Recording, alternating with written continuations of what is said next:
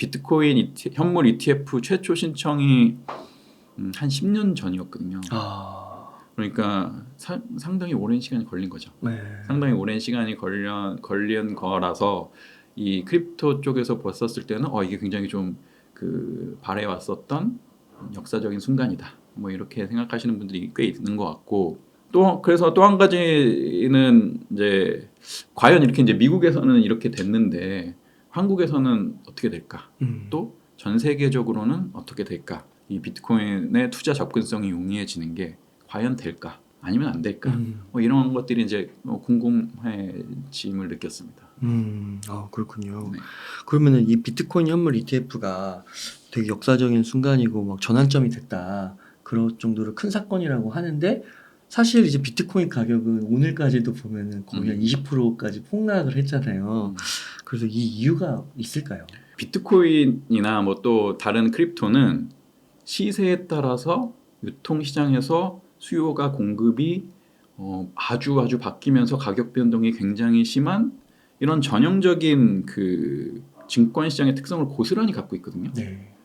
그래서 흔히 이제 주식시장에서도 이제 재료가 있었을 때는 올라갔었다가 재료가 확인되고 나면은 그 시세가 올라 있는 경우에는 당연히 이제 수익을 실현하는 사람들이 네. 나타나면서 가격이 하락하는 그런 현상이잖아요. 네. 전형적인 현상이라고 저는 생각해요. 그냥 그런 거 일부다. 네. 그래서 막 이렇게 폭락을 이제 너무 두려워한 나머지 이거 뭐 ETF 통과됐는데도 막 이러냐 하면서 더 안 좋게 생각할 수도 있잖아요. 최악의 경우를 그릴 수도 있고 그거는 좀 오바라고 생각하시나요? 네네. 네, 그렇군요. 그러면은 또 이게 비트코인 ETF가 이렇게 통과되고 난 다음에 이제 변동성이 과거보다 좀 줄어들 거라고 얘기를 하잖아요. 여기에 대해서 좀 어떻게 생각하세요? 그러니까 비트코인 현물 ETF 통과로 변동성이 줄어들지는 저는 사실은 모르겠어요. 사실은 모르겠어요. 다만 이게 굉장히 중요하고 흥미로운 특징이 있는데 기존의 전통적인 그 증권이나 금융시장에서는 발견하지 못하는 현상들이 나타날 거거든요. 왜냐하면 비트코인을 이제 그 흔히 채굴을 하게 됐었을 때는 그 막대한 비용이 발생되거든요. 네. 그 채굴을 했었을 때 컴퓨팅 파워를 써야 되고 전기료가 들어야 되고 그렇죠.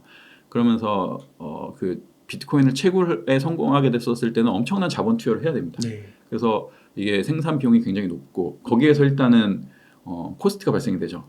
그다음에 이제 두 번째는 비트코인을 장외 시장에서 거래하는 사람들이 되게 많아요. 그렇죠? 그러니까 많은 사람들이 공통적으로 거래하는 그 유통 플랫폼이나 이런 데가 아니라 뭐 P2P로 거래하면서 그 장외로 이 비트코인을 넘겨주는 대신에 뭐 얼마로 하는 그런 장외 시장이 굉장히 활발해요. 그런 것도 비트코인. 많아요. 네. 그렇구나. 그리고 가상자산을 거래하는 거래소의 유통시장에서 또 거래가 돼요. 그렇죠? 그 다음에 ETF 시장에서 또 거래가 될 거예요. 그래서 네 가지. 채굴, 그 다음에 장외시장, 그 다음에 가상자산 거래소, 그 다음에 전통 그 증권시장에서 ETF 거래. 네. 이렇게 시세가 형성이 될 거거든요. 빠르게. 이게 결국은 어떤 시세로 수렴이 될 것인가라는 부분들은 지금 한 번도 이런 그 시세 이런 그 다양한 시장에서 시세가 형성이 되고 이런 것들이 어떻게 맞춰질까라는 그 자산은 없었거든요. 네. 굉장히 흥미로운 현상이 되는 거죠. 그렇군요. 네. 그래서 이게 뭐 예를 들어서 ETF 시장에서 굉장히 막 여기에서 수요가 막 투기가 몰리면서 뭐 투자 수요나 막 때로는 뭐 투기 이런 것들이 몰리면서 이게 시세가 폭등할 경우에 이게 과연 ETF가 됐기 때문에 이게 변동성이 줄어들까? 오히려 커질 수도 있게 되는 그런 요인들도 발생되는 거죠. 그렇군요. 네. 그러면은 과거에 막 비트코인이 폭락했을 때 막 고점에서 따졌을 때 막 80% 최근에는 뭐 77%인가 뭐 그렇게 막 떨어진다고 하는데 앞으로도 그런 그 현상들이 재현될 수도 있다고 보세요. 그런데 이제 그러니까 비트코인 현물 ETF가 통과되면서 저는 이제 그런 흥미로운 그 시장의 흐름이 형성될 거고 변동성은 그 요인으로 봤었을 때는 오히려 올라갈 수도 있다라고 생각하지만 이제 저는 비트코인 자체는 변동성이 줄어들 거라고 생각해요. 시세에는. 왜냐하면은 그만큼 이제 투자에 대한 어떤 접근성이 용이해지고 이제 투자에 대한 어떤 뭐 가치가 있다라는 부분들은 분명히 좀 증명된 측면이 있고 그다음에 이제 시장이나 이런 것들에서 그 거래가 많아지고 하게 됐을 경우에는 그 자산의 어떤 시세는 좀 안정성을 갖게 되거든요. 아, 그러니까 그런 측면으로 봤었을 때 이제 과거와 같은 큰 변동성보다는 이제는 이제 어느 정도의 그 전통 자산으로 자리매김을 하게 되면서 변동성은 자체는 좀 축소되지 않을까 생각합니다. 아까 변동성은 이때 변동폭이 줄어든다 이렇게 생각해도 될까요? 네. 아, 그렇게 보면 되는 거군요. 그러면은 만약에 그냥 뭐 미래에 진짜 이런 상황이 처음 접하는 거니까 예측하기는 어렵긴 하지만 위원님이 보실 때는 지금 한 20% 조정 받았잖아요. 네. 그러면은 막 어느 정도까지 이렇게 하락할 수 있을 거라고 보세요? 벌써 20% 조정받았나요? 네, 20%까지 왔어요. 그러니까 이게 네. 이거 이제 어느 정도 하락할 것이다, 뭐 어느 네. 정도 상승할 것이다, 이거는 참 어려운 부분인 것 네. 같아요. 주식도 그렇고 네. 뭐 마찬가지잖아요. 네. 그런데 제 생각에는 이제 전통 자산군에 가까워질 거라고 생각해요. 전통 자산군의 그런 변동성에. 네.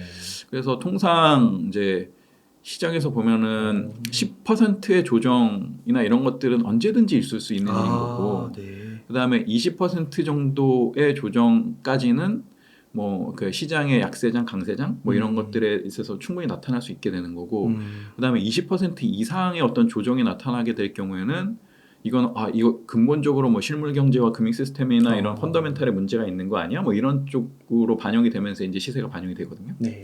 비트코인도 아마 그런 쪽으로 가게 되지 않을까. 그래서 한 뭐 20%의 조정 내지는 뭐 과잉 이런 그래서 이 어떤 적정 가격이 있었을 때 상하의 어떤 40% 레인지 뭐 이런 것들은 얼마든지 나타날 수 있는 현상이 되는 거고 그 아래로 가게 되는 경우에는 좀 적을 거다라는 생각을 해요. 왜냐면은 이제 전통 자산 같은 경우에는 이 실물 경제나 금융 시스템에 큰 어떤 결함이 생겼었을 때 그 20% 이상의 조정이 나타나는 거거든요. 네. 비트코인도 마찬가지로 이제 그런 전통 자산의 어떤 그런 성격 클래스의 그 퀄리티를 갖추게 되면서 위로 20% 아래로 20%의 변동성을 얼마든지 갖겠지만 그 이하의 변동성을 나타나는 것들은 이제 오히려 희귀한 일이 되지 않을까 생각합니다. 이 비트코인 현물 ETF가 그 정도의 이런 힘을 갖고 있는 거예요. 뭐 BTF 현물 ETF는 이제 그런 비트코인이 이제 금융 어떤 투자 자산으로서의 투자 접근성이 용이하게 되는 이제 그런 영향을 끼치게 됐지만 그만큼 이제 시장 이 비트코인이 투자 자산으로서 이제 역사를 갖게 되면서 많은 사람들의 투자 대상으로 확대되게 되면서 그런 퀄리티를 갖추게 되는 거죠. 그렇군요. 어젠가 오늘인가 트럼프가 네. 자기네가 대통령 되면 CBDC를 폐지시킬 거다. 뭐 이런 정말요? 그런 말을 했다고 보도는 나오는데요. 네. 그 만약에 이 금융의 최강국인 미국 정부가 원한다면 이 비트코인도 전 세계에서 지금 이 정도인데 사라질 수 있는 건가요? 유동성이 하락하면서 네. 가격이 하락할 수는 있을 것 같아요. 그러면서 이제 뭐 비트코인에 대한 시장이 좀 침체될 수는 있겠죠. 만약에 뭐 미국이 금지를 하게 된다라고 한다면. 근데 비트코인을 소멸시킬 방법이 없습니다. 그건 어떤? 그러니까 비트코인을 사람들이 생산하고 거래하고 그다음에 이렇게 트랜잭션을 일으키는 것들을 소멸시킬 수 있는 수단이 없어요. 뭐 예를 들어서 미국이라는 나라가 미국이라는 국가가 개인의 금 보유를 금지하겠다라는 것들은 할 수 있잖아요. 막 집집마다 조사하면서 금 갖고 있으면은 저희 몰수하고 뭐 이렇게 할 수 있잖아요. 그렇죠. 그런데 비트코인은 그렇게 못해요. 그렇죠? 그렇죠. 무형이니까. 네, 무형이니까. 네. 그리고 못하기 때문에 이거는 뭐 누군가가 어떤 국가나 어떤 기관이 강제적으로 금지한다고 얘기만 할 뿐 강제할 수는 없는 거죠. 그렇게. 네. 그다음에 또 한 가지 재미있는 특징은 뭐냐면은 네. 비트코인 시스템은 아까 채굴이라는 얘기도 말씀드렸지만 CPU, GPU, 전기 이 컴퓨팅 파워만 제공이 되면 언제든지 생산할 수 있습니다. 네. 누구나. 이걸 어떻게 시키겠어요? 그렇군요. 네. 그러면은 비트코인을 없앨 수 없으면, 그러니까 가격 조정, 그런 발언을 했을 때 가격 조정은 있을 수 있지만 근본적으로 사라지기는 어렵고. 굉장히 재밌는 포인트가 그거예요. 그래서 그렇게 해서 이제 가격이 확 떨어지잖아요.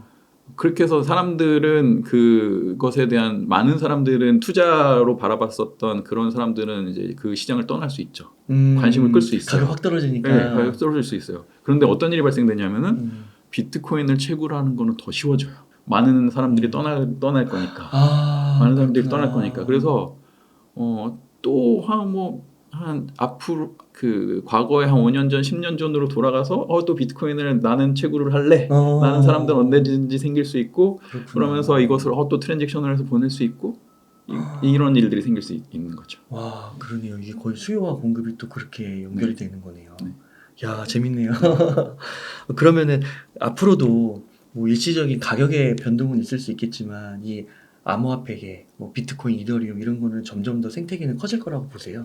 이 비트코인과 그다음에 이더리움이 나오고 나서 이제 흔히 저희가 이제 ICO라는 것들을 경험을 하잖아요. 그러니까 이런 것의 의미를 제가 한번 생각을 해보니까 어떤 거냐면은 기술과 사업 개발이 본격화되기 이전에, 그러니까 기술과 사업 개발이 본격화되기 이전에 흔히 이제 그 화이트 페이퍼 백서라는 거를 쓰면서 우리가 이런 프로젝트를 할 거니까 여기에다가 우리의 그 프로젝트 자금을 지원해 보면 어떨까요? 이게 ICO거든요. 네. 기술과 사업 개발이 본격화되기 이전에 이 프로젝트에 대해서 자본 조달의 영역으로 저는 자리 잡는 것 같아요. 이 크립토가 이거는 누군가가 이게 그 기술이나 사업 개발이 본격화되기 이전에 어떤 회사에서 투자를 할 수도 있고 뭐 저 시드 투자를 할 수도 있고 그다음에 뭐 벤처 투자를 할 수도 있고 이렇잖아요. 네. 그러니까 그런 것들이 닿지 않는 수많은 프로젝트가 있었을 때 그것의 자본 조달의 창구가 되게 될 것 같습니다. 근데 이제 뭐 두 가지 케이스가 있겠죠. 기존의 어떤 금융 시스템이 이 크립토나 이런 것들을 보면서 우리가 그 영역으로 더욱 더 확장을 하게 돼서 뭐 크립토가 필요 없어지게 되면 네. 그러면 이제 크립토는 줄어들 수 있겠고. 근데 이제 전통의 금융 시스템이나 이런 것들이 좀 그런 그 잠재적인 어떤 새로운 프로젝트의 시도나 이런 것들의 어떤 자본 조달 수단을 제공하지 않는다면, 근데 그것이 분명히 가치가 있는 거라면, 그러면 이제 크립토는 커지겠죠. 아, 그렇군요. 그럼 이제 비트코인 질문 드렸으니까 이제 이더리움을 한번 질문을 드려볼게요. 그 비트코인 그 현물 ETF 통과했을 때 이더리움 가격이 확 올랐거든요, 오히려. 네. 그걸 두고 이제 알트코인의 시대가 오는 것인가, 이더리움의 시대가 오는 것인가, 또 어떤 분들은 2024년에 이더리움이 좀 유망하다 이렇게 얘기를 하시는데 좀 어떻게 생각하세요? 유동성이 순환하는 효과가 있을 것 같아요. 그러니까 이제 비트코인이 시세가 ETF의 이런 재료를 바탕으로 해가지고 이제 시세가 많이 올랐고 거기에서 차익 수익을 본 투자자들이 다른 부분들에 대해서도 또 뭐 이런 기대감이 있을 수 있지 않나? 아니면은 이제 전원적인 뭐 주식시장에서도 순환매라는 그런 이제 포인트를 많이 바라보시잖아요. 근데 이제 그런 효과는 있을 것 같습니다. 특히 이제 이더리움 같은 경우에는 일부에서 ETF를 신청한 경우가 있으니까 그래서 똑같이 이제 ETF가 현물 ETF가 도입될 경우에는 같은 시세가 같은 현상이 반복될 것이다라고 이제 예견할 수는 있겠죠. 그런데 결국 근데 이렇게 본연의 가치를 증명하지 못하면은 이거는 이런 효과는 이제 유동성에 의한 효과는 약하거나 심지어 없을 수도 있다라고 생각이 돼요. 그래서 여쭤보신 그 알트 시장의 어떤 본격화가 그 강세가 본격화될 거냐 이 부분에 대해서는 저는 약하거나 없을 수도 있다라고 생각합니다. 다 사람들이 학습했거든요. 그러니까 예전에 비트코인이 오르고 이더리움이 오르고 그다음에 알트코인이 올랐었을 때 이게 그 본연의 어떤 그 가치 창출하는 것들이 없었을 때는 굉장히 좀 빠르게 그 거품이 해소되는 그런 것들을 다 알고 있잖아요. 그러니까 지나면 지날수록 이제 그런 효과는 약하겠죠.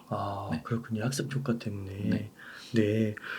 그러면 비트코인 현물 ETF 이거 승인 통해서 지금 가격은 비트코인은 좀 떨어졌는데 그 일각에서는 아직 그 유입량이 자금이 크게 안 들어왔다고 얘기를 하더라고요. 네. 근데 앞으로 점점 들어올까요?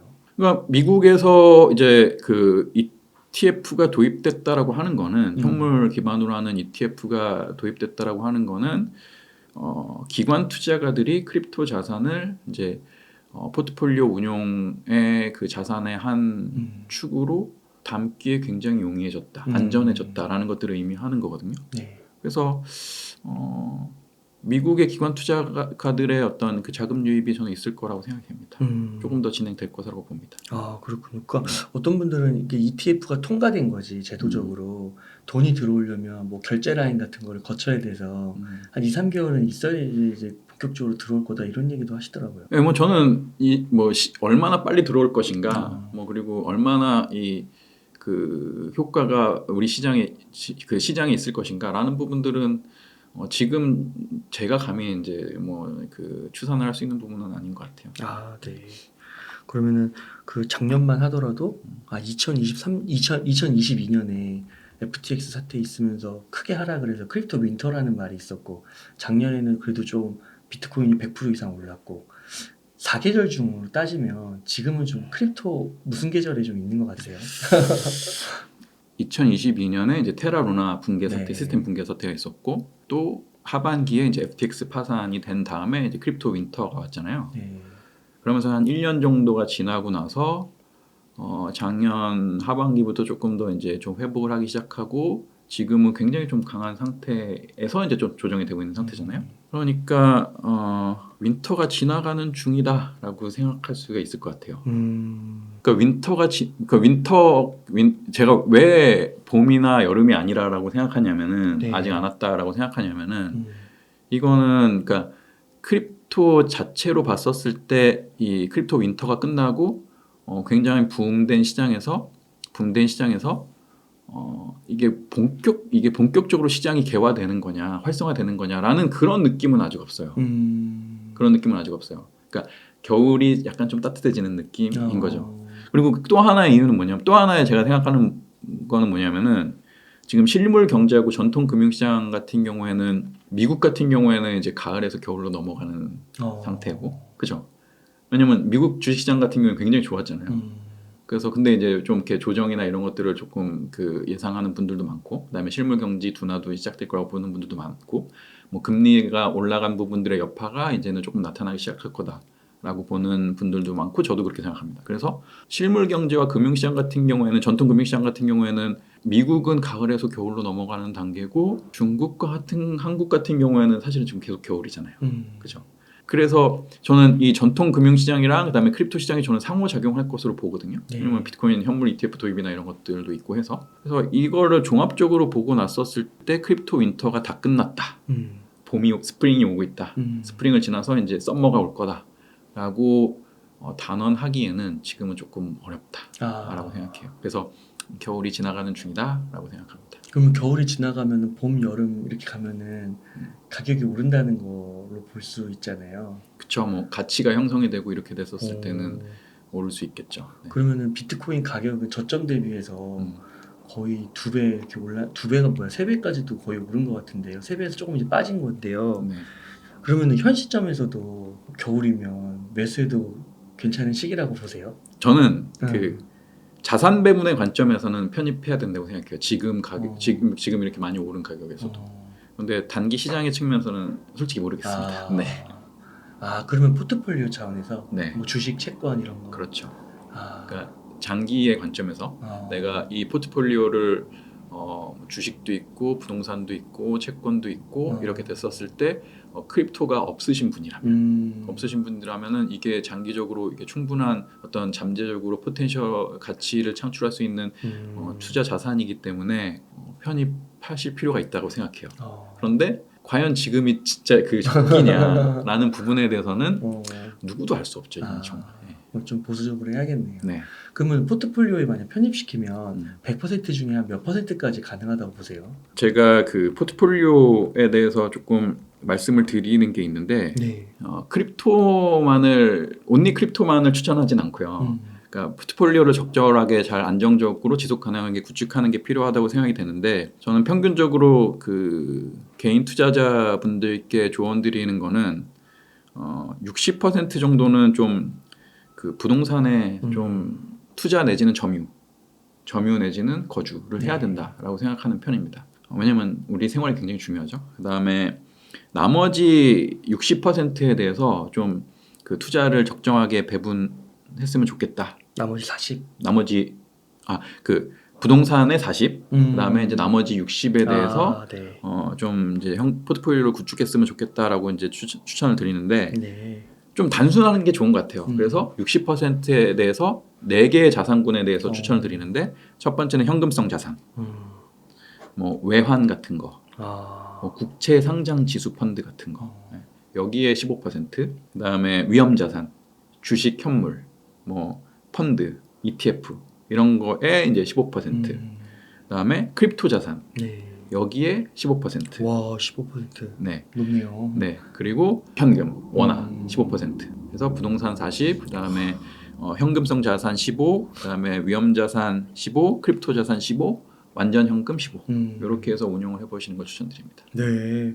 레이달리오 이런 분들은 한 5% 정도밖에 얘기 안 하시더라고요. 레이달리오 같은 분은 굉장히 큰 사이즈를 아마 추천을 드리는 기관 투자가들 대상으로 하는 것이기 때문에 5%만 해도 굉장히 큰 규모일 거예요. 개인 투자자분들은 좀 미래 포텐셜을 좀 많이 반영할 수 있는 자산에 대해서 좀 저는 조금 더 비중을 높여서 투자하면 좋겠다라고 생각합니다. 네. 좋습니다. 그러면은 그 비트코인 가격이 이제 겨울을 지나서요. 만약 네. 봄, 여름, 가을까지 이렇게 가면 단기, 중기, 장기적으로 얼마까지 보세요? 이거는 네. 제가 이 말씀을 좀 드려볼게요. 그러니까 비트코인의 적정가가 얼마냐라는 부분들에 대해서 많은 분들이 10만 불을 좀 얘기했었어요. 10만 불, 한 개당 10만 불. 10만 불? 1억? 한 1억 조금 넘는 좀 지금 한 1억 3천만 원 정도 되겠죠? 네. 근데 이 로직을 이 로직을 한번 생각해 보시면은 어떤 거냐면은 비트코인은 2140년에 2100만 개가 이 발행이 되면 끝이거든요. 그러면은 10만 불 곱하기 2100만 개를 하면 되잖아요.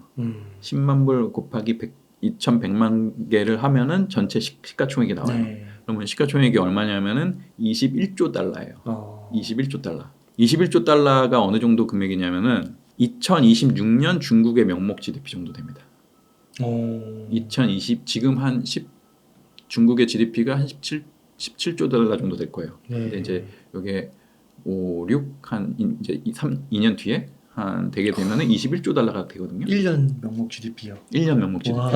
그러면은 엄청 크네. 이제 만약에 그러니까 네. 비트코인이 이렇게 장기적으로 계속 뭔가 이렇게 가치 창출을 해가지고 지금의 그러니까 한 2년 뒤에 중국 GDP 정도의 어떤 부가가치를 창출할 수 있을 거다라고 보는 로직이 바로 이제 비트코인 한 개당 10만 불 정도가 되는 거죠. 안 될 것 같은데요.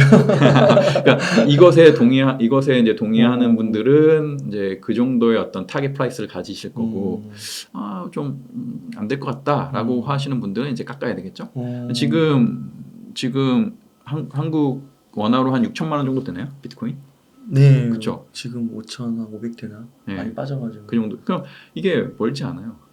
그러니까 1억 그 10만 불이라는 타겟 프라이스가 지금 그 기대 수익률을 봤었을 때 100%밖에 안 되는 거거든요. 그 시가총액으로 따지면 그럼 금 같은 경우는 네. 이미 막 중국을 훨씬 넘었겠네요. 그럼요. 네, 맞습니다. 네. 애플도 그렇고. 네. 그래서 이제 크립토 자산에 대한 어떤 이제 밸류에이션이라는 것들을 지금 사실상 이제 전통적인 측면에서 하기가 어려운 측면이 있죠. 어려운 측면이 있어서 이거를 뭐 이게 얼마가 적정 가격이냐, 그다음에 얼마까지 오르고 얼마까지 조정될 것이냐라고 판단할 수 있는 근거가 사실 없습니다. 없어요. 네. 그거는 이제 각자가 판단을 하셔야 되는데, 이 비트코인이 만드는 어떤 그런 이제 장기적인 궁극적인 가치가 어느 정도가 될 것이다라고 한번 이제 생각을 해보시고 거기에 각자 나름의 논리를 가지시면 좋을 것 같아요. 그러니까 이게 부가가치라고 얘기하시니까 사실 뭐 금도 그렇잖아요. 그렇죠. 그리고 비트코인도 부가가치 측면은 잘 모르겠는데 그냥 자산 축적 이런 관점에서 또 보면 좀 얘기가 달라질 것 같기도 하고. 그렇죠. 근데 이제 아까 말씀드렸지만 이 비트코인은 굉장히 자본 조달에 있어서 되게 흥미로운 점들이 많은 거예요. 채굴을 할 수도 있고, 그다음에 장외 시장에서 시세가 형성이 되기도 하고, 장내 시장, 그다음에 ETF 시장. 그래서 여기에서 이제 이 시가총액이 형성이 돼 있으면은 이걸 가지고 내가 새로운 프로젝트를 할 수 있는 그런 수단이 되거든요. 자본 시장의 어떤 그 핵심적인 기능이잖아요. 네.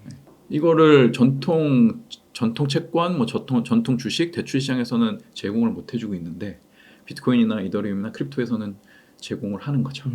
이런 측면에서 봤었을 때 어떤 역할을 하게 될까라는 부분들을 각자 한번 좀 그 로직을 한번 설정해 보시면 좋을 것 같아요. 네. 이더리움은 얼마 할 것 같으세요? 이더리움 같은 경우 조금 더 어려워요. 왜냐면은 비트코인은 발행량이 고정돼 있는데 이더리움은 계속 발행이 되거든요. 그래서 조금 더 고민해 보겠습니다. 네. 그 지난 불장도 경험해 보셨잖아요. 네. 그래서 막 8천만 원 가고 이더리움 500만 원 가고 그때 보시면서 좀 과열됐다고 생각을 하셨나요? 아니면 더 여기서 갈 수도 있다 막 이렇게 생각도 하셨나요? 그러니까 저는 전통 시장을 아주 오래 바라봤기 때문에 시세가 아주 빠르게 오르는 현상들을 굉장히 좀 불편하게 바라봐요. 되게 불편하게 느껴요. 그래서 그건 비트코인과 이더리움도 동일해요. 동일하시네. 네. 알겠습니다. 그러니까 자기만의 뭔가 그 판단을 그러니까 다른 건 참고만 하고 네. 거기서 합당하다는 걸 이렇게 모아보기도 하고 네. 그러면서 계산해보고 그래야 네. 되겠네요. 그렇습니다. 그리고 또 전통적인 방법만으로 또 해결이 안 되는 부분도 물론 있는 거고. 맞습니다. 네. 보실 때 그 미국에서 이 비트코인 현물 ETF 승인됐을 때 한국 금융계는 약간 혼란에 빠진 것 같다. 그리고 왜냐면은 이제 이거를 투자를 못하게 하니까요. 그래서 어떤 뉴스에서는 1,300조의 신생 산업의 기회를 놓치는 거다. 이렇게까지도 뉴스를 내더라고요. 네. 어떤 생각을 좀 하셨어요? 어려운 결정이다라는 생각을 했어요. 네. 어려운 결정을 생각했고, 그러니까 정책 당국의 입장에서 봤었을 때는 굉장히 좀 어려운 상황에 놓여져 있구나라는 그런 생각을 했습니다. 그래서 어렵다는 게 우리나라 돈이 외국 나가서 그런 건가요? 승인해 줬었을 때 우리 정책 당국의 입장이 어떻게 비춰질까? 과연 비트코인을 우리는 그러면은 이제 전통 이 금융시장에서 허용하게 될 것이냐? 라는 부분들에 대해서 어떻게 비춰질까? 그리고 이것이 이제 사실은 그 한국 같은 경우에는 그 개인 투자에 대한 것들이 굉장히 좀 크잖아요. 이렇게 참여하는 부분들도 많고. 맞아요. 그래서 이 부분이 어떤 영향을 미치게 될까? 라는 부분들에 대해서 되게 그 정책 당국의 입장에서는 고민이 굉장히 크구나라는 부분들을 느꼈어요. 그런데 이제 대신 저는 그 생각은 좀 들어요. 그러니까 이 ETF 시장이나 이런 것들이 이제 한국에서 도입이 되게 됐었을 때는 새로운 투자의 생태계가 충분히 이제 빌드업될 수 있는 부분들이 있거든요. 네. 그래서 금융기관들도 생길 수 있고, 그다음에 크립토 관련된 프로젝트들도 더 활발하게 진행이 될 수 있고, 그다음에 그것과 관련된 어떤 전문성 있는 어떤 그 사업이나 일자리도 생길 수 있고요. 네. 이런 이제 잠재성이 있죠. 그래서 저는 개인적으로는 치열하게 논의를 했으면 좋겠다. 빨리 치열하게 논의를 해서 이 그 기초 자산에 대한 법적 제도적 준비가 좀 완비가 됐으면 좋겠고요. 네. 그래서 손실 위험도 분명히 크지만 상승 포텐셜도 분명히 있는 비트코인이나 크립토에 대한 ETF가 거래될 수 있기를 희망합니다. 시간의 문제이지 결국은 될 거다 이런 말에 대해서는 어떻게 생각하세요? 모르겠어요. 그것은 모르겠어요. 그러니까 이것을 이제 결정하는 그 결정에 대해서 될 거다라고 제가 감히 전망을 할 수는 없을 것 같아요. 네. 결정을 해야 되는 문제라서. 네, 좋습니다. 네. 그다음에 요즘에 블랙록의 레리 핑크가요. 네. 진짜 미디어에 좀 자주 나오는 것 같아요. 네. 그래서 그 자산운용사 금액이 엄청 몇 경이라고 막 하던데 네. 그런 분도 막 저렇게 열심히 좀 뭐 영업을 하시는구나. 자신들이 그 ETF 냈잖아요. 막 알려야 되니까. 그래서 되게 재미있게 보고 있는데 그 비트코인의 정체성에 있어서 막 국제적인 자산, 막 금의 시총을 추월할 것이다. 금을 넘으면 이제 뭐 당연히 애플 마소 다 넘는 거잖아요. 그렇죠. 그런 표현들을 서스럼 없이 쓰시더라고요. CNBC 막 이런 데 나와서 그런 거 보면은 진짜 저거 되는 거 아니야? 그래서 저거를 자기 상품을 팔아먹으려고 그러는 건가? 진심인가? 막 이런 게 생각이 들더라고요. 이런 말씀 들으면 어떤 생각이 드세요? 그러니까 아까 제가 10만 불 되면은 27조 달러가 되고 한 2년 뒤에 중국 GDP 정도가 될 것 같았었을 때 이제 조금 어려울 것 같다라는 그 생각이 드셨다고 했잖아요. 그러니까 그런 입장에서 봤었을 때는 레리 핑크 그 블랙락의 레리 핑크가 어떤 의미로 저런 얘기를 하시는 거지라는 이제 의문이 생기죠. 근데 네. 저는 뭐 행간을 해석해야 된다고 봐요. 그러니까 이 레리 핑크가 얘기하는 거는 레리 핑크가 이제 블랙락에서 얘기하는 거는 자산의 토큰화를 활발하게 전개하겠다.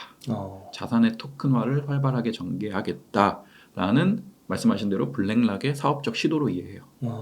그래서 이 그 블랙락이 지금 어떻게 보면 가장 전 세계에서 영향력 있는 금융기관이 됐거든요. 네. 불과 ETF가 활성화되기 이전에는 아니었죠. 네. 뭐 골드만삭스나 JP 모건이나 이런 부분들의 영향이 훨씬 더 컸겠죠. 근데 지금은 이 투자에 대해서는 블랙락이 엄청 뭐 가장 큰 영향을 끼치고 있다라고 볼 수 있거든요. 네. ETF 때문에 그렇죠. ETF 때문에. 그리고 이렇게 이런 ETF를 가지고 이 금융 투자의 혁신을 일으킨 그런 기업들이 또 하나의 혁신을 시도를 하는 거죠. 자산의 토큰화를 통해서 우리가 그것을 거래할 수 있는 큰 시장을 만들어내겠다. 이렇게 일을 하고 있어요. 네. 그렇군요. 그리고 또 일각에서는 대표적으로 이제 워런 버핏 같은 분들은 비트코인을 되게 극단적으로 비판하시잖아요. 차리 먼거 분도 그러시고 맞습니다. 고인이 되셨지만 이에 대해서는 조금 어떻게 생각하세요? 저는 비판할 자유를 존중합니다. 비판할 자유를 존중하고 그렇게 보시는 뷰가 있죠. 네. 근데 비판할 자유를 존중하지만 새로운 현상을 좀 오픈 마인드로 바라보고 감정에 치우치기보다는 합리적으로 판단하시기를 저는 기대를 해요. 네. 그래서 제가 굉장히 좀 존경하는 투자자 중에 하워드 막스라는 분이 있거든요. 하워드 막스. 네. 오크트리 캐피탈의 이제 회장이시고 그다음에 투자에 대한 생각이라는 클래식한 그 투자 조언서를 명저. 네, 명저죠. 그 책을 쓰신 하워드 막스를 제가 존경하는데 하워드 막스는 이 비트코인에 대해서 아니면 크립토에 대해서 비판적인 시각을 가지고 있지만 네. 오픈 마인드를 유지를 하고 계세요. 그런 관점. 근데 그게 되게 재밌는 일화가 있는데 코로나 시기에 제가 이제 어떤 기사를 읽고서 이 하워드 막스라는 분이 참 되게 존경스럽다라는 그런 느낌을 가졌는데 왜냐하면은 코로나 때 자기 아들이랑 굉장히 많은 대화를 했대요. 제 아들이랑 많은 대화를 하면서 비트코인에 대해서 조금 열린 시각을 갖게 됐다. 아들은 비트코인을 좋아하고 그렇죠. 자기는 싫어하고 뭐 싫어한다기보다는 좀 비판적인 시각을 갖고 있었는데 뭐 투자 자산이나 이런 것들은 적합하지 않다라는 그런 비판적인 시각을 갖고 있었는데 아들은 이렇게 생각하는구나. 우리 후세 세대들은 이렇게 생각하는구나라는 부분들을 듣고 그 관점을 이해하게 됐다라고 하는 점이죠. 이야, 재밌네요. 네. 혹시 뭐 그 오크 뭐라고 하셨잖아요. 네. 오크 캐피탈인가 뭐 거기서도 투자를 하는지 혹시 아시나요? 그건 모르겠어요. 그건 모르겠지만 네. 그 하워드 막스의 어떤 투자 성향 뭐 이런 것들을 보셨었을 때는 투자를 하시진 않을 것 같다는 제 짐작을 합니다. 그렇지만 오픈 마인드로 바라보는 거죠. 그러니까 워런 버핏은 어떻게 보면 약간 이제 우쪽이라고 하면 비트코인은 좌쪽이면은 그 중간쯤에 하워드 막스가 있으신 거죠. 그렇죠. 다른 사람들의 생각에 대해서 폄훼하지 않고 또는 다른 사람들이 어떤 그 관점에 대해서 너무 그 공격적으로 비판하지 않고 열린 마음으로 이해하려고 하는 거죠. 그렇군요. 네. 그 연말에 미국 대통령 선거에서 공화당 트럼프의 당선 가능성이 커 보인다고 하는데 일각에서는 민주당보다 공화당이 당선돼야 암호화폐에 유리하다 이런 의견이 있는데 그렇게 동의하시나요? 저는 그런 건 잘 모르겠어요. 근데 뭐 이제 그 입장에 따라서 정치적인 입장이나 경제적인 입장에 따라서 뭐 어떤 부분에 대해서 친화적인 뭐 정책 뭐 이런 것들은 있을 수 있을 것 같고 제가 그건 조금 더 살펴봐야 될 것 같아요. 그런데 이제 트럼프 대통령이 만약에 당선이 되긴다라고 하면은 정치 경제적인 불확실성이 굉장히 커질 것 같거든요. 이랬었을 때 전통 실물 경제와 전통 시장은 어떻게 반응을 할까? 또 크립토 시장은 어떻게 반응을 할까?라는 부분에 대해서 좀 면밀한 접근이 있어야 될 것 같아요. 단순하게 이렇게 판단하기보다. 그럼 오히려 그렇게도 생각해 볼 수 있나요? 만약에 되게 정치 지정학적으로 막 불안정이었어요. 그때 오히려 비트코인이 더 빛을 발할 수도 있는 다른 자산에 비해서 그렇게까지도 볼 수 있을까요? 그럴 가능성도 있는 거죠. 그래요? 그럴 가능성도 그러니까 비트코인의 이 투자 내러티브를 보게 되면은 이제 디지털 금이었잖아요. 네. 디지털 금이었고 그 다음에 누구도 통제할 수 없는 그런 자산의 이동이었고요. 그래서 보면은 이제 금융위기가 있었을 때 이 비트코인의 시세가 한 번씩 굉장히 올랐었거든요. 그렇구나. 네. 뭐 그런 내러티브를 또 보일 수도 있고 그렇지만 이제 지금은 뭐 과거보다는 훨씬 더 전통 자산의 어떤 클래스에 가까워졌기 때문에 그렇지 않고 그렇죠. 오히려 이제 전통 자산의 어떤 그 연동되는 그런 흐름들이 나올 수도 있고 그러네요. 알 수는 없죠. 네. 와, 야, 이거 비트코인 되게 흥미롭네요. 네. 여러 개의 얼굴을 가진 것 같네요. 네. 그 또 하나의 큰 호재가 이제 4월에 반감기가 있는데 반감기 한번 겪어보셨잖아요. 네.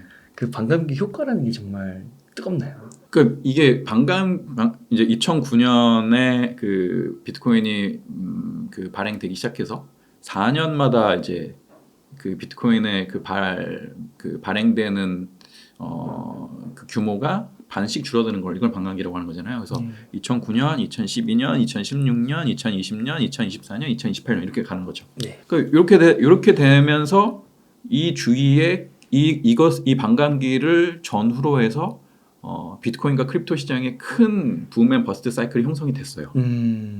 그러니까 이런 걸 보면은 우리는 반감기 이전에 비트코인이 굉장히 좀 이제 희소해지니까 비트코인 가격이 많이 오르게 될 거다라는 그런 학습을 하게 되죠. 그런데 뭐 반감기가 가격 상승 재료라는 점에 대해서는 저는 그 논리적으로는 동의하진 않아요. 왜냐면은 수요가 적어지는 희소한 정원이 모두 가격 상승하진 않잖아요. 모두 가격 상승하진 않잖아요. 그러니까 이게 비트코인이 이제 발행되는 규모가 줄어들 거니까 이게 희소해지니까 비트코인을 계속 투자하려는 사람들은 많을 거고 이것을 했었을 때는 뭐 가격이 오를 것이다라고 보는 거는 사실은 이제 논리적이진 않죠. 논리적이진 않죠. 그렇지만 역사는 그렇게 반복이 돼 왔기 때문에 네. 그런 어떤 그 투자의 행태적인 심리적인 것들이 계속 반영되고 있는 것들이 지금도 계속 되고 있는 것 같아요. 아, 네. 그렇군요. 그 ETF, 이제 이더리움 ETF도 있잖아요. 네. 그 이더리움 투자는 좀 어떻게 보세요? 앞으로의 전망이요? 저는 그러니까 그 이더리움 같은 경우에는 네. 개인 간 전자현금 거래 시스템이 이제 비트코인이었잖아요. 네. 개인 간 전자현금 거래 시스템이. 근데 이더리움은 이런 그 비트코인의 개인 간 전자현금 거래 시스템의 기능도 제공을 하면서 이른바 이제 스마트 컨트랙트라는 기능을 통해서 탈중앙화된 애플리케이션, 그다음에 탈중앙화된 금융 서비스, 그다음에 NFT도 혹시 들어보셨죠? 네. 대체 불가능한 토큰. 이렇게 그 블록체인과 크립토 고유의 생태계의 프로젝트를 활발하게 지원하는 자본적 기능을 제공하죠. 네. 이더리움은. 그래서 이런 점들은 이제 비트코인과 좀 차별되는 투자 포인트라고 저는 생각을 해요. 그래서 나름대로의 어떤 그 성장의 잠재력이 있다라고 저는 긍정적으로 판단을 합니다. 그 이더리움은 하나의 이제 플랫폼 같은 네. 역할을 한다고 하셨잖아요. 네. 그러면은 얘네들은 나중에 막 구글하고 막 빅테크들하고도 경쟁할 수 있는 거 아니에요? 그렇죠. 그러니까 이게 그 애플이나 구글 같은 경우에는 센트럴라이즈된 애플리케이션 시장을 만들어내가지고 네. 엄청난 엄청난 그 서비스를 제공하는 시장을 창출한 거잖아요. 네. 그런데 이거는 구글이나 애플이 앱 시장에서만 그 열리게 되죠. 네. 저 애플리케이션이라는 게. 근데 그런 게 아니라, 그러니까 이 블록체인이나 이런 그 기술 시스템이나 금융을 가지고 누구나 개발하고 또 누구나 금융 서비스를 개발하고 또 누구나 대체 불가능한 토큰 발행 시스템을 개발해가지고 네. 생태계를 이제 하려는 시도가 있을 수 있겠죠. 네. 제 생각엔 좀 불편할 거예요. 그러니까 애플이나 구글처럼 안전하고 편리하지는 않을 거예요. 되게 복잡하고 속도도 느리고 이럴 거예요. 그렇지만 애플이나 구글의 앱 시장만이 아니라 누구나 자유롭게 이 블록체인이라는 시스템, 이더리움 블록체인이라는 시스템을 통해서 그 개발을 시도해 볼 수 있게 되는 거죠. 그렇게 된다라고 하면은 말씀하신 대로 블록체인 상에서 애플이나 구글의 역할을 할 수 있게 될 수도 있겠죠. 막 그 솔라나나 그 추격하는 경쟁자들이 있잖아요. 네. 그 추격 세력들이 있잖아요. 네. 거기에 역전될 가능성은 지금 시점에서 봤을 때는 없나요? 격차가 어느 정도가 벌어져 있는지 궁금해가지고. 솔라나 그리고 뭐 아까 폴리곤도 말씀드렸고 그다음에 뭐 아발란체. 아발란체 뭐 이런 그 개별 프로젝트에 대해서 뭐 제가 인사이트를 가지고 있는 건 아닙니다. 네. 그렇지만 근데 각자 나름대로의 어떤 그 강점이 있는 것 같아요. 네. 그래서 뭐 대체로 보면은 이제 속도가 빠르거나 속도가 빠른 그 트랜잭션 처리 속도가 빠르거나 아니면은 거래 수수료가 더 낮거나 네. 이런 이제 각자의 이더리움이 제공하지 못하는 각자의 강점들이 있거든요. 그런 영역들을 구축해 갈 거라고 생각이 돼요. 그런 경쟁이 일어날 것으로 보고 이게 누가 이기고 누가 하고 이런 것들은 지켜봐야 될 문제라고 생각합니다. 네. 네. 그 또 비트코인 투자하시는 분들은 뭐 개인 키 그리고 뭐 your 키 not your 코인인가요? 뭐 맞습니다. 너가 네. 키가 없으면 너 코인이 아니다. 맞아요. 그래서 거래소에 두는 것도 부정적으로 보잖아요. 그래서 개인 지갑으로 꼭 옮겨야 되는 걸 강조하는데 위원님도 그렇게 생각하시나요? 그러니까 핵심을 얘기를 해주셨는데 공개 키와 매칭되는 개인 키를 보유하고 있지 않으면 궁극적으로는 이 크립토는 제게 아닙니다. 그 개인 키를 보유하고 있는 쪽이거든요. 네. 에 소유되는 거거든요. 그래서 해킹이나 뭐 거래소가 파산이 되게 될 경우에 그 크립토를 제가 돌려받을 수 없어요. 네. 그 점을 명확하게 알고 있어야 되거든요. 그 부분은 주식도 마찬가지죠. 그렇지만 주식은 이제 그 예탁원이라든지 뭐 이런 데서 이렇게 다시 보관하고 있는 점들이 있잖아요. 네. 그리고 뭐 예금 같은 경우에는 뭐 예금자 보호라는 것들이 있고 안정장치가 있죠. 근데 크립토는 그게 없거든요. 그래서 명확하게 정말 인식을 해야 되는 거죠. 내가 개인 키를 보유하고 공개 키와 매칭되는 개인 키를 보유하고 있지만은 않으면은 이 크립토가 궁극적으로 내 소유가 아니고 이것이 해킹되거나 파산됐었을 때 돌려받지 못하는 거는 분명히 인식을 하고 있어요. 그렇지만 지금 이제 그 국내 거래소나 이런 것들이 안전하다고 생각이 되면은 괜찮습니다. 그리고 개인 키를 보관하고 하는 것들이 굉장히 불편하거든요. 그래서 어떤 것이 나한테 맞는가는 것들은 이제 개인이 판단할 문제이죠. 네. 근데 또 하나 이제 좀 재밌는 게 그 이렇게 시세 차익을 하는 이제 거래소에서 시세 차익을 하는 이 단순 투자 이외에 다양한 크립토의 트랜잭션 경험을 하려면 내가 이 다른 그 계좌에 이체를 하고 그다음에 뭐 흔히 뭐 디파이라고 하는 것도 있고요. 그다음에 스테이킹이라고 하는 것도 있고 그다음에 내가 그 크립토를 이체하는 사람들과의 어떤 트랜잭션을 통해서 뭔가의 기능을 확인해 보고 싶은 뭐 스마트 컨트랙트도 마찬가지고 이런 것들을 경험해 보는 것이 또 크립토 투자에 있어서 굉장한 경험이거든요. 이것을 경험하려면은 개인 지갑을 써야 되겠죠. 네. 그렇군요. 그 한 칼럼에서 2023년 올해의 투자 전략을 소개해 주셨어요. 이에 대해서도 저희 시청자님들께 한번 설명 부탁드리겠습니다. 네, 제 소개드릴 때 그 인디콘의 경제 M이라는 칼럼에서 제가 소개를 드린 것 같아요. 그래서 그 칼럼을 한번 읽어보시면 좋을 것 같고요. 제가 한 얘기는 5개였습니다. 첫 번째, 매크로 위험은 감수하지 말자. 올해 매크로는 굉장히 좀 제가 보기에는 불안 요소가 되게 많기 때문에 매크로가 편안하게 안정적으로 별일 없이 갈 것이다라고 생각하고 위험 자산의 비중을 계속 유지하거나 높이는 거는 좀 감수하지 말자. 이런 조언을 드렸고요. 그다음에 이제 두 번째는 안전 자산에서 출발하고 위험 자산 조정 시의 비중을 늘리자. 이런 측면을 드렸어요. 그래서 대표적인 안전 자산은 예금이랑 채권이거든요.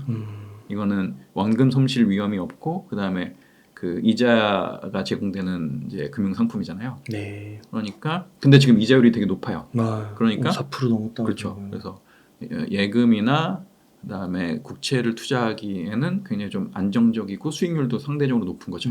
그래서 여기서 시작을 하고 이제 인플레이션이 잡히고 금리가 하락하기 시작하게 될 경우에 주가가 좀 조정을 마치고 저는 재상승하지 않을까 그렇게 생각을 해요. 그래서 그때 이제 위험 자산을 조금씩 그 비중을 늘리면 좋겠다. 뭐 이런 조언을 드리고 그다음에 이제 현금 흐름 세 번째로는 현금 흐름과 수익률 및 가치 평가에 집중하자. 라는 얘기인데 올해 같은 경우에는 실물 경제나 금융시장에 좀 어려움이 좀 많이 있을 것 같아서 심지어 흑자 도산하는 경우도 있을 수 있거든요. 그러니까 흑자를 내고 있는 상태에서도 그 지급 결제 유동성이 부족해가지고 채무 불이행에 가서 파산하게 되는 도산하게 되는 그런 경우도 있을 수 있습니다. 그렇기 때문에 현금 흐름에 좀 유의를 하면 좋을 것 같다. 이런 좀 그래서 현금은 아무리 지금 뭐 매출이 잘 나오고 그 다음에 수익이 잘 나오고 이런 기업이 있다고 하더라도 혹시나 나타날 수 있는 흑자 도산의 위험도 있을 수 있기 때문에 현금 흐름을 좀 잘 살피면 좋겠다라는 말씀을 드리고 그다음에 이제 역발상을 갖자 네 번째 역발상을 갖자인데 반대로 생각하는 것뿐만 아니라 좀 다르게 생각해보는 어떤 그런 관점을 가지고 이제 자기만의 어떤 투자를 해보자. 라는 그런 조언도 좀 드리고요. 그 다음에 장기적으로 핵심 가치를 창출할 대상을 리서치하자. 오늘 그 크립토에 대해서도 자세히 말씀드렸는데 자기가 앞으로 5년, 10년 봤었을 때 장기적으로 이것이 창출하는 가치가 되게 높을 것이다. 라는 부분들을 올해 좀 많이 리서치를 하셨으면 좋겠어요. 그래서 그런 부분들에 대해서 이제 서서히 올해 매크로 위험이 제거되게 됐었을 때 그 자산을 좀 나의 핵심 자산으로 좀 자신 있게 투자할 수 있는 그런 시간이 됐으면 좋겠고 그다음에 이제 마지막으로는 오늘 제가 포트폴리오 굉장히 강조드렸잖아요. 그래서 포트폴리오를 구축하고 리밸런싱을 하자. 그래서 계속 장기적으로 안정적인 수익을 낼 수 있는 투자 포트폴리오를 구축한 다음에 그거를 나름대로의 어떤 그 운용을 하는 그런 스킴을 한번 가져보자. 뭐 이런 좀 조언을 드리고 싶습니다. 네. 혹시 오늘 크립토 얘기만 했는데 네. 주식 섹터 가운데서도 성장성이 높아 보이는 그런 게 좀 있으신가요? 좋게 보시는 섹터? 테크를 선호해요. 테크를 선호해요. 그래서 앞으로의 미래는 디지털 트랜스포메이션이라든지 그다음에 이것을 가지고 뭐 컨텐츠라든지 뭐 이런 쪽으로 이제 비즈니스가 많이 진행이 될 것 같아서 그래서 이제 그런 쪽으로 좋게는 보는데 이런 기업들은 변동성이 굉장히 클 겁니다. 네. 지금 창출하는 현금 흐름보다도 상당히 높은 부분의 기대감을 반영하고 있기 때문에 그래서 좀 전체적으로 저는 좀 신중할 필요가 있는 것 같아요. 주식시장에 대해서는. 네. 그리고 또 이코노미스트시니까 요 질문 하나 드리고 싶은데 그 정치 매크로 이런 게 되게 불안정하다고 하셨잖아요. 네. 혹시 이 한반도에 전쟁 가능성도 있다고 보세요? 중국이 대만을 친다거나 북한이 한국을 친다거나 알 수 없는 영역이죠. 네. 제가 알 수 없는 영역인데 네. 근데 지정학적 리스크가 전 세계적으로 굉장히 큰 것 같아요. 그래서 전 세계의 지정학적 리스크를 본다라고 하면은 중동, 그렇죠? 중동, 유럽, 동유럽 그리고 한반도인가요? 그리고 중국, 대만 요좀 이렇게 돼 있는 것 같거든요. 네. 그다음에 크게는 미국과 중국의 어떤 갈등 뭐 이런 것도 있고요. 전반적으로 큰 것 같습니다. 그런 지정학적 리스크가. 그래서 과연 그것이 이제 한국에서의 그 갈등이 나타나는 형태로 진행이 될까라는 부분에 대해서는 제가 그건 예견을 못 하겠어요. 그런데 지금 재작년에도 우크라이나 러시아 전쟁이 나타났고 그다음에 작년에는 중동 전쟁이 나타났고 이런 부분들 그다음에 뭐 올해 많은 분들이 걱정하시는 게 이제 중국과 대만 문제잖아요. 이런 부분들에서 우려가 굉장히 좀 현실화되고 있어서 그런 부분은 좀 사실 걱정이 좀 되긴 합니다. 그러면 진짜 만약에 뭐 비트코인 10개라 그러면 한 절반 정도는 지갑에다 빼놔야겠네요. 뭐 각자 나름대로의 어떤 그 전략을 좀 세울 필요가 있을 것 같습니다. 네. 네, 그러면 위원님 오늘도 이렇게 중요한 좋은 인사이트 많이 나눠주셔서 감사드리고 끝으로 시청자님들께 혹시 하시고 싶으신 말씀 있다면 부탁드리겠습니다. 네, 올해는 매크로와 금융시장에 좀 잠재된 위험들이 많습니다. 그래서 올해 같은 경우에는 좀 그 리스크 관리를 잘 하시고 자신만의 투자 철학과 운용 룰을 정립해서 지속 가능한 투자를 하시면 좋을 것 같습니다. 네, 감사합니다. 이렇게 해서 임동민 위원님을 모시고 이야기를 나눠봤습니다. 긴 시간 동안 유익한 인사이트 많이 나눠주셔서 감사의 말씀드립니다. 오늘 고생 많으셨습니다. 감사합니다.